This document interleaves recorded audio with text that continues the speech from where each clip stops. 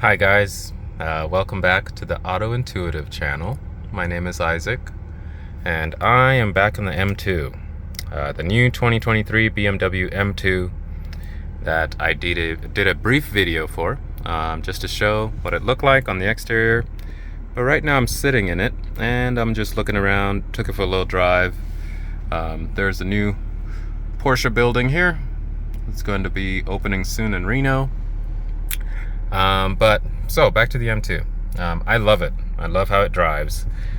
These new iDrive 8 gauges take a little bit to get used to, because of course you can change your displays from reduced to gallons per hour to route previews where it gives you flashcards, just like the other car in a way. There's a map in the middle that matches this map right here, and I just click on that to make it big. On the M iDrive 8, I call it. I call this the M iDrive 8 because it's different than in the regular BMWs. Another thing you could do with the instrument cluster is, of course, you could change your displays, as I showed earlier. Oh, I like that one. Engine. Ooh, that one's nice. Tire. That's a little level up than regular BMWs because you can't see those in a regular BMW, but in an M car, it's pretty important. And then let me put my camera down here. There's your horsepower and torque. So that goes with horsepower and torque. And then what's the next one? Down below that one. Let's see if we can bring it back up.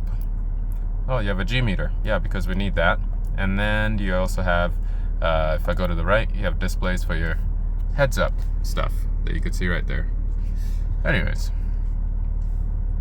So my issue with the iDrive 8 is these buttons in the car are still here from the iDrive 7. So if you just looked here and you didn't look up at the two screens on the dash, you would think that we're just sitting in a 2019, 2020 BMW M car.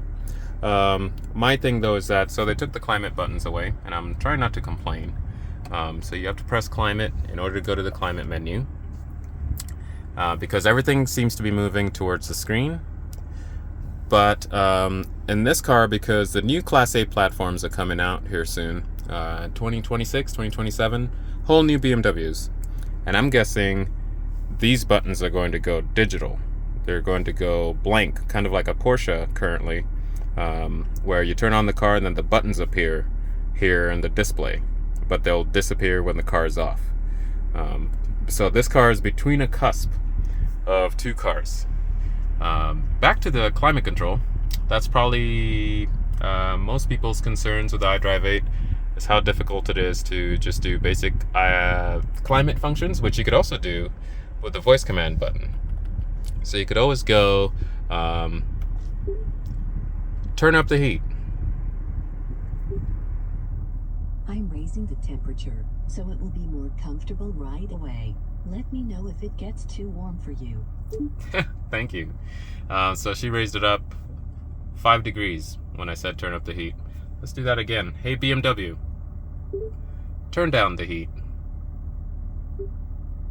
Could you repeat that, please? Cool down, please. Turn the temperature down. All right. There we go. Cooler right away. Thank you. That time she was a bit short. But yeah, so there are certain things, because, you know, these screens are taken over because we have phones. They want us to have screens on the dash, which is okay, I guess. So you're gonna have to do a lot of stuff with the voice command, including making phone calls, radio stations. Another thing about the steering wheel, this is still an iDrive 7 steering wheel. If you haven't been around the BMWs, this steering wheel is before this screen showed up. So, and if you get in an iX, the buttons are a bit different. And in the iX, including, I think I went over this, the blinker stick is different too. This is an iDrive 7 blinker stick. So if you are used to your current BMW and you're going to get a new one with iDrive 8, it'll be a nice transition. Back to the M2. The M2 drives great. I love it. I have no quarrels with this car, other than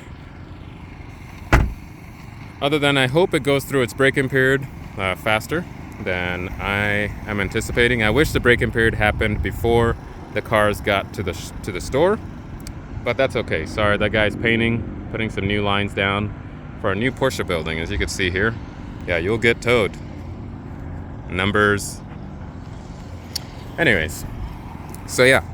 Like the BMW XM, I had to drive that car 300 miles initially. I'm guessing because the XM is a twin turbo V8 hybrid, so the V8 and electric hybrid part wears in nicely with the engine, because the engine's powerful and so is the hybrid part.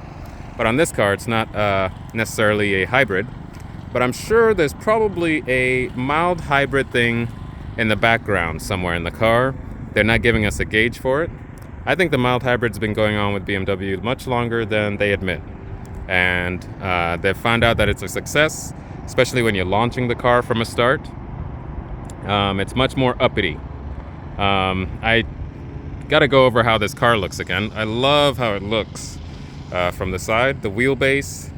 I love the square. It's just long enough with how high it is, and the window line and the hips here. I'm sure it would look much meaner too in black. Once again, sorry for the painter there. He's got to paint. Another thing too is how the car sounds. I think it's because of the exhaust.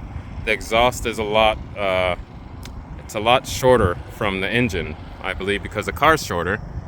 So I think it sounds more raw than an M4 competition. And this is just an M2. This is not an M2 competition. I do love the ducts on the back. These openings here, super aggressive. I wonder what's going to happen with that on a competition model. And it does probably need a little bit more. Probably will have a carbon fiber lip going on. The exhaust pipes will probably be blackened, because that's usually what happens. And of course it'll say M2 comp right here. And so far this is the best M car I've ever driven, based on comfort, performance, how tight it is. If I think BMW, I think this car. Once we're past this car, it's to the M4 competition, actually. I think this rides like an M4 competition, which is quite a compliment, because it's not a competition.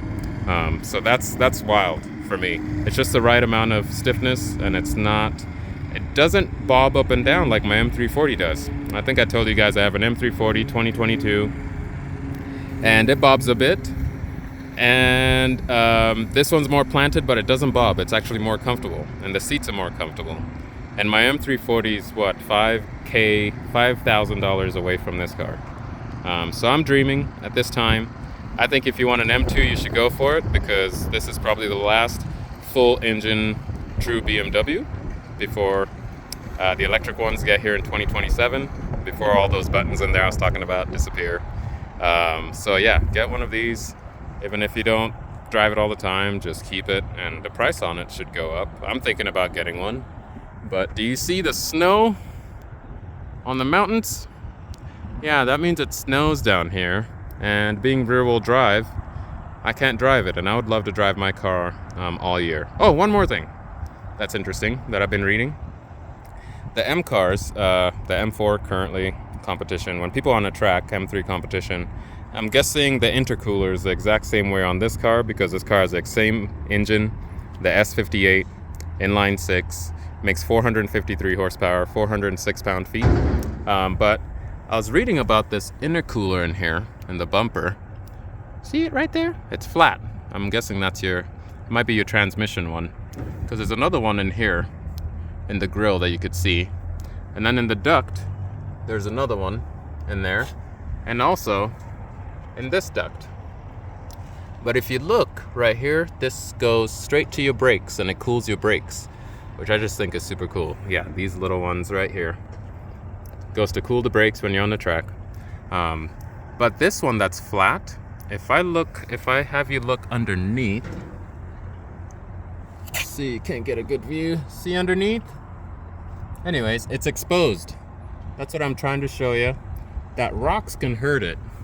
And I saw a part, a grill basically that goes underneath the car that'll protect it. And that grill actually looks like this. It's like in a whole bunch of, so imagine this, we're underneath, and it'll protect this from rocks coming in underneath in case you go off the track. Anyways, this video has been long enough, and as far as I've had this car, I love it. It's the best M car I've ever driven. Ask some more questions. Thank you for tuning. Adios.